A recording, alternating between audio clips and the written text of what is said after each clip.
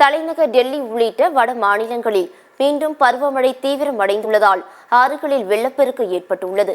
முக்கிய சாலைகளை வெள்ளம் சூழ்ந்துள்ளதால் பொதுமக்களின் இயல்பு வாழ்க்கை பாதிக்கப்பட்டுள்ளது.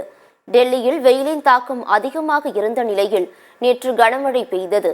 டெல்லி முழுவதும் வெளுத்து வாங்கிய கனமழையால் சாலைகளில் மழைநீர் பெருக்கெடுத்து ஓடியது. தொடர்ந்து பெய்த கனமழையால் நகரின் முக்கிய சாலைகளில் மழைநீர் தேங்கியது.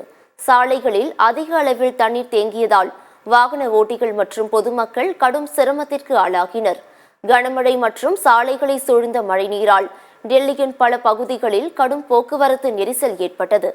மேலும் கனமழையால் தலைநகர் டெல்லியில் விமான சேவைகள் பாதிக்கப்பட்டது.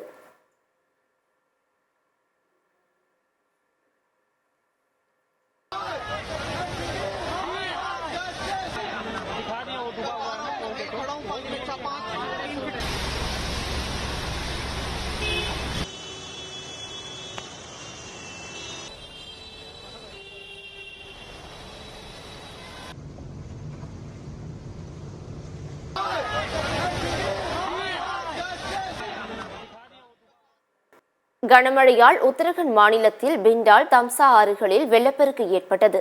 ஆறுகளில் ஏற்பட்ட வெள்ளப்பெருக்கு குடியிருப்பு பகுதிகளிலும் புகுந்ததால் பொதுமக்கள் பெரிதும் பாதிக்கப்பட்டுள்ளனர். மேலும் கனமழையால் சாலைகள், குடியிருப்புகளிலும் வெள்ளம் பெருக்கெடுத்து ஓடுவதால் மக்களின் இயல்பு வாழ்க்கை பாதிக்கப்பட்டுள்ளது.